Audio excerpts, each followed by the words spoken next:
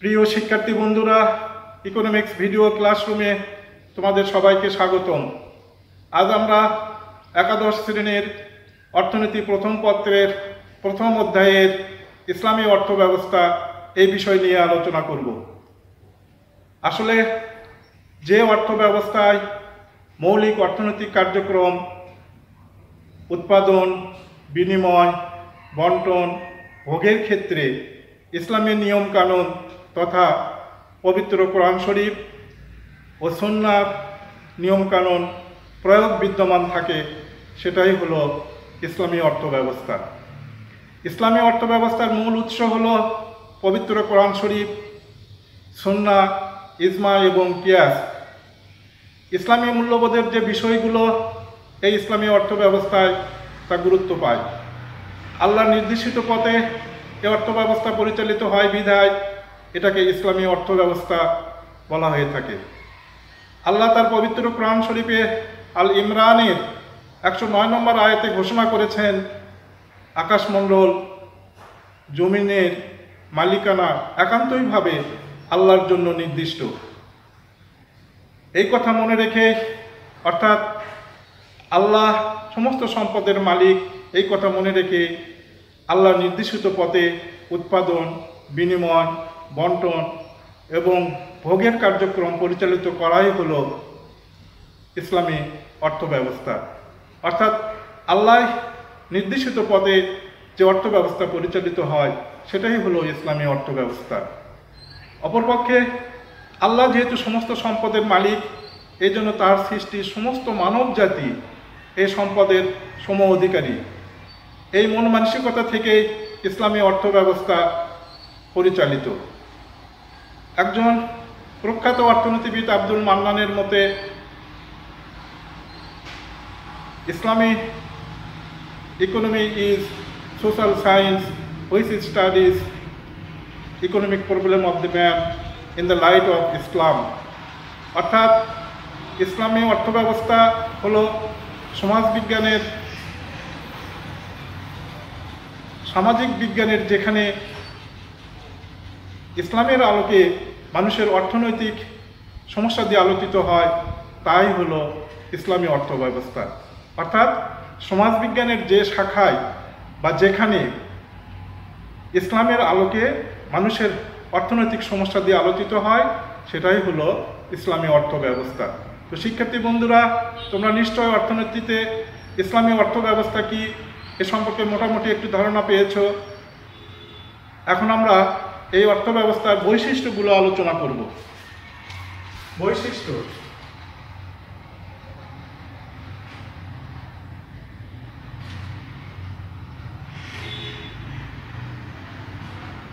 বৈশিষ্ট্য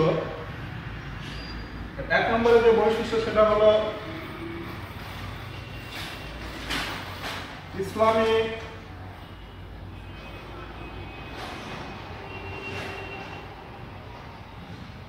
ইসলামী বিধিবিধান।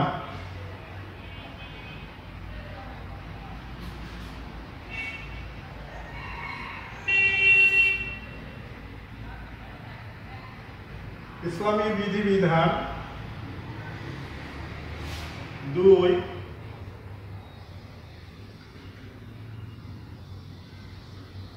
সম্পদের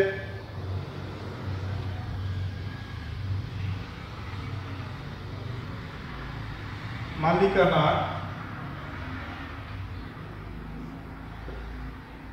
3,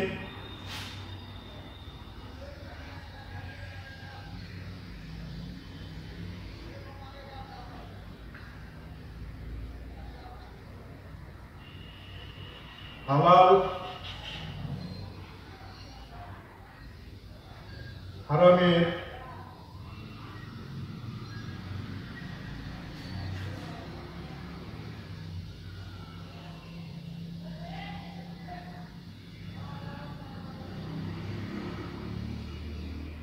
বিধি। 4,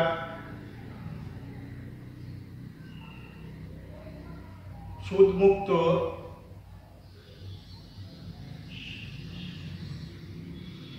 অর্থনীতি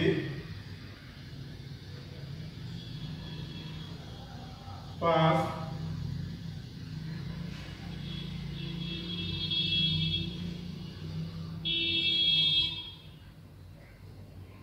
শ্রমনীতির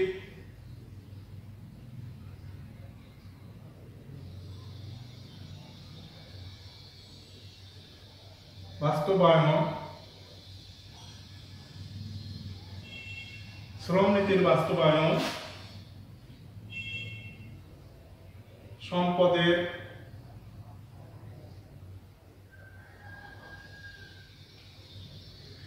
বন্টন,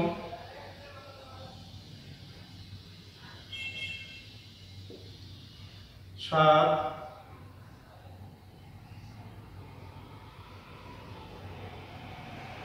অপচয়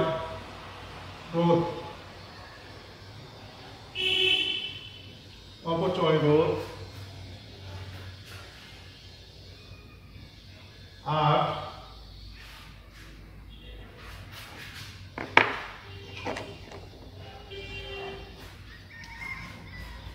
যাকাত ব্যবস্থা,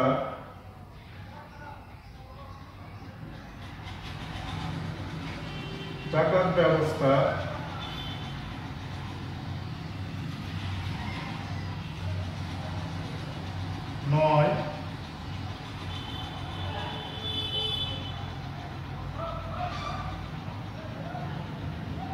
বাইতুল মাল প্রতিষ্ঠা,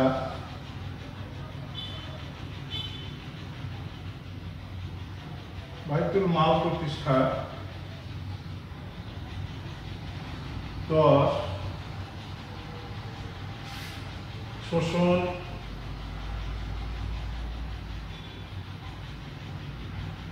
নিষিদ্ধ,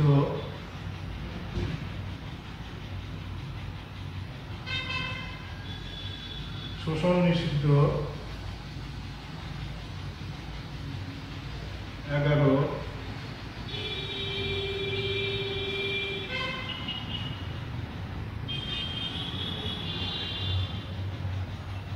সামাজিক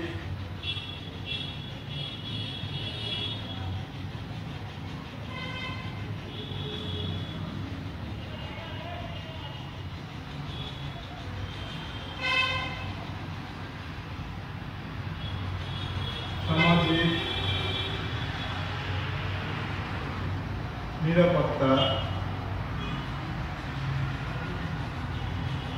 সামাজিক নিরাপত্তা, 12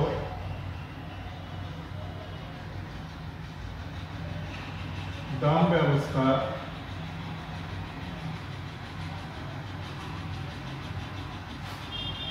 13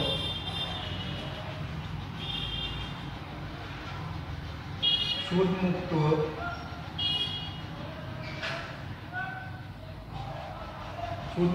ঋণ ব্যবস্থা,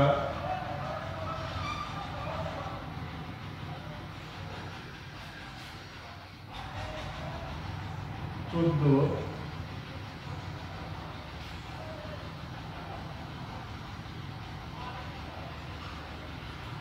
সকল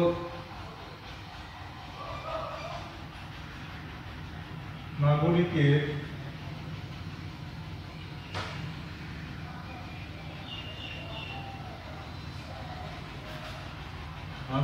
অধিকার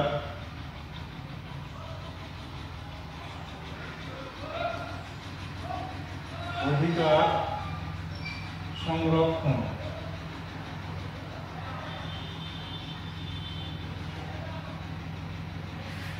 প্রিয় শিক্ষার্থী বন্ধুরা, আমরা ইসলামী অর্থ ব্যবস্থার বৈশিষ্ট্যগুলো বোর্ডে লিখে নিয়েছি। এবার আমরা এই বৈশিষ্ট্যগুলো খুব সংক্ষিপ্ত আকারে আলোচনা করব। প্রথমে আমরা ইসলামের যে বিধিবিধান, অর্থাৎ ইসলাম একটি পূর্ণাঙ্গ জীবন বিধান।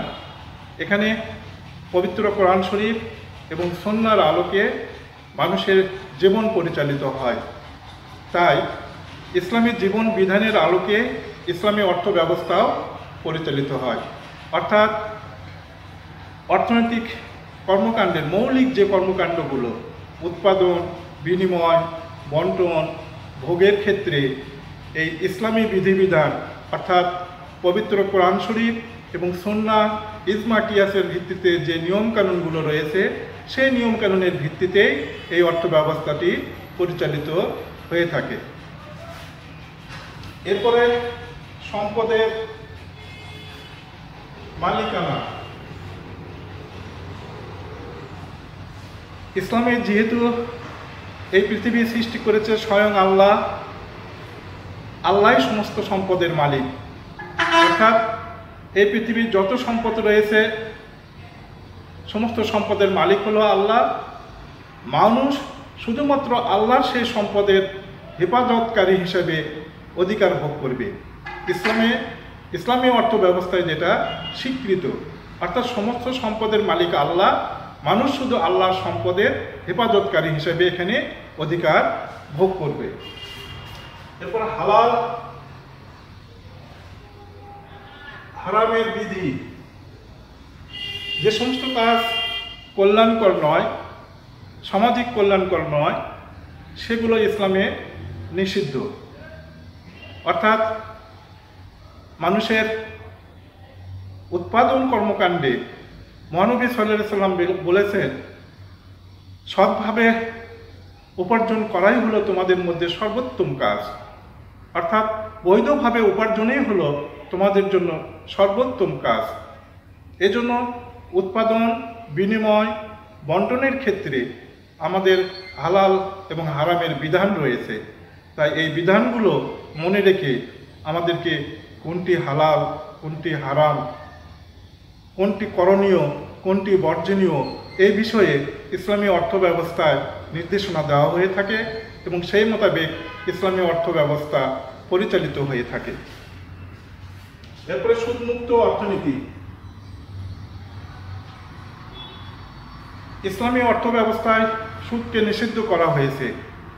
আল্লাহ সুদকে হারাম ঘোষণা করেছেন।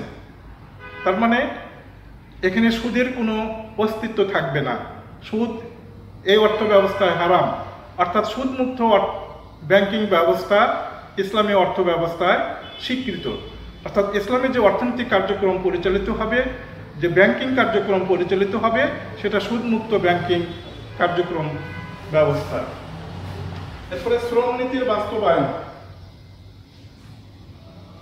ইসলামে প্রত্যেকটি মুসলমান আমরা ভাই ভাই, এখানে শোষণের কোনো সুযোগ নেই।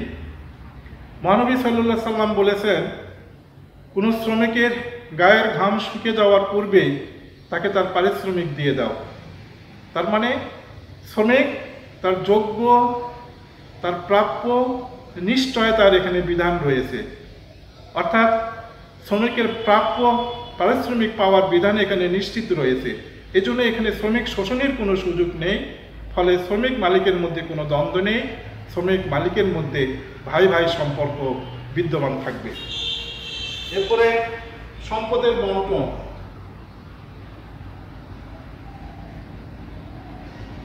ইসলামী অর্থ ব্যবস্থায় সম্পদের বন্টন কল্যাণমূলক এবং ইনসাফপূর্ণ। অর্থাৎ এই ক্ষেত্রে আল্লাহ পবিত্র কোরআন শরীফে বলেছেন, তোমাদের সম্পদ তোমাদের ধনীদের মধ্যে আবর্তিত করো না। অর্থাৎ আল্লাহ বলেছেন, তোমরা সম্পদকে এমনভাবে বন্টন করো যাতে সেটা শুধুমাত্র তোমাদের যারা ধনী তাদের মধ্যে আবর্তিত হয়, তা নয়। এই সম্পদকে জাকাত, ফিতরা, সদকা, জিজিয়া, ওষুধ ইত্যাদির মাধ্যমেও তোমরা বন্টন করো। তাহলে যারা ধনী, যারা গরিব, ইতিম, মিসকিন, তারা উপকৃত হবে। অর্থাৎ সম্পদ বন্টনের ক্ষেত্রে আল্লাহ এখানে শুধুমাত্র সম্পদ যাতে ধনীদের মধ্যে আবর্তিত না হয় সে কথাই বলেনি, বলেছেন জাকাত, সদকা, ফিতরা, জিজিয়া, ওষুধ ইত্যাদির মাধ্যমে যাতে যারা গরিব, ইতিম, মিসকিন এবং মুক্তিকামী কারাবন্দী রয়েছে তারাও যাতে উপকৃত হয়, এই লক্ষ্যে এখানে সম্পদ বন্টনের ব্যবস্থা রাখা হয়েছে। ইসলামী অর্থ ব্যবস্থায়। এরপরে অপচয় রোধ। ইসলামী অপচয় নিষিদ্ধ রয়েছে। আল্লাহ স্বয়ং নিজে অপচয়কারী এবং অপব্যয়কারীকে পছন্দ করেন না। এই জন্য সম্পদ যাতে অপচয় না হয়, সম্পদের যাতে যথোপযুক্ত ব্যবহার হয়, এই ব্যবস্থা ইসলামী অর্থ ব্যবস্থায় করা হয়ে থাকে। অর্থাৎ সম্পদের অপচয় এখানে নিষিদ্ধ করা হয়েছে। সম্পদের যথোপযুক্ত ব্যবহার নিশ্চয়তার বিধান রয়েছে। এরপরে যাকাত ব্যবস্থা। এই অর্থ ব্যবস্থায় নির্দিষ্ট পরিমাণ সম্পদ অর্জনের পর নির্দিষ্ট হারে যাকাতের ব্যবস্থা করা হয়েছে। এই যাকাতের ব্যবস্থার ফলে সমাজের ইতিম, মিসকিন, গরিব, দুর্দশাগ্রস্ত, অভাবী মানুষগণ উপকৃত হবে। অর্থাৎ যাকাত ব্যবস্থার মাধ্যমে সম্পদের বন্টন গরিবদের হাতে চলে আসবে এবং তারা উপকৃত হবে। এরপরে বায়তুল মাল প্রতিষ্ঠা। সরকার বিভিন্ন উৎস থেকে সংগৃহীত অর্থের একটি নির্দিষ্ট পরিমাণ জমা করে বায়তুল মাল প্রতিষ্ঠা করে থাকে। এই বায়তুল মাল থেকে অসহায় মানুষদের প্রয়োজনে সহায়তা দেওয়া হয়ে থাকে এবং বিভিন্ন দুর্যোগের সময় সরকার এখান থেকে সহায়তা প্রদান করে থাকে বা বিভিন্ন দুর্যোগপূর্ণ পরিবেশ মোকাবেলা করে থাকে। অর্থাৎ বায়তুল মাল হলো এমন একটি তহবিল যেখানে বিভিন্ন উৎস থেকে সংগৃহীত অর্থের বা সংগৃহীত সম্পদের একটি নির্দিষ্ট পরিমাণ সেখানে জমা করে রাখা হয়, যাতে প্রয়োজনে অসহায় মানুষদেরকে সেখান থেকে সহায়তা করা যায় এবং রাষ্ট্রের দুর্যোগকালীন বা রাষ্ট্রের বিশেষ প্রয়োজন যাতে সেখান থেকে মেটানো যায়, এই জন্য এই বায়তুল মাল প্রতিষ্ঠা করা হয়। এরপরে শোষণ নিষিদ্ধ। ইসলামী অর্থ ব্যবস্থায় শোষণ সম্পূর্ণরূপে নিষিদ্ধ। এখানে জুলুম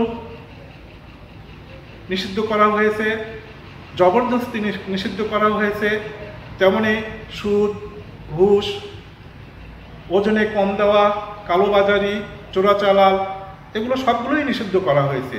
ফলে অর্থনৈতিক ক্ষেত্রে একটা ন্যায় নীতি প্রতিষ্ঠিত হবে, অর্থনীতির ক্ষেত্রে একটি ভারসাম্য অবস্থা প্রতিষ্ঠিত হবে, সমাজের মানুষ উপকৃত হবে। অর্থাৎ ইসলামী অর্থ ব্যবস্থায় শোষণ সম্পূর্ণ নিষিদ্ধ করে দেওয়া হয়েছে এবং শোষণ নিষিদ্ধ করার ফলে মজুতদারি, চোরা কারবারি, ওজনে কম দেওয়া, এগুলো সবগুলোই বন্ধ হবে এবং বাজারে একটি ভারসাম্য পরিস্থিতি সৃষ্টি হবে, সমাজের কল্যাণ নিশ্চিত হবে। এরপর সামাজিক নিরাপত্তা।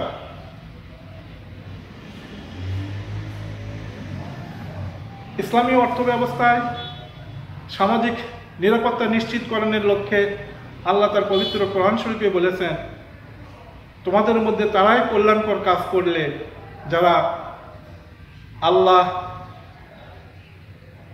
তার পরকাল, তার কিতাব, তার ফেরেশতাগণ এবং তার নবীগণকে তোমরা বিশ্বাস করলে এবং তোমাদের ধন সম্পদকে যারা আল্লাহকে ভালোবেসে নিকট আত্মীয়, ইতিম, মিসকিন, ভিক্ষুক, মুক্তিকামী কারাবন্দীদের জন্য ব্যয় করলে। অর্থাৎ ইসলামী অর্থ ব্যবস্থায় আল্লাহর নির্দেশনা মোতাবেক দানের মাধ্যমে একটি সামাজিক নিরাপত্তা বলয় সৃষ্টির কথা বলা হয়েছে। অর্থাৎ যাতে সামাজিক নিরাপত্তা নিশ্চিত হয়, এই জন্য আল্লাহ তার কোরআন শরীফে বলেছেন যে তোমাদের মধ্যে তারাই কল্যাণকর কাজ করলে যারা আমাকে বিশ্বাস করলে এবং আমার ফেরেশতাগণকে বিশ্বাস করলে, আমার কিতাবকে বিশ্বাস করলে, আমার নবীগণকে বিশ্বাস করলে এবং আল্লাহকে ভালোবেসে যারা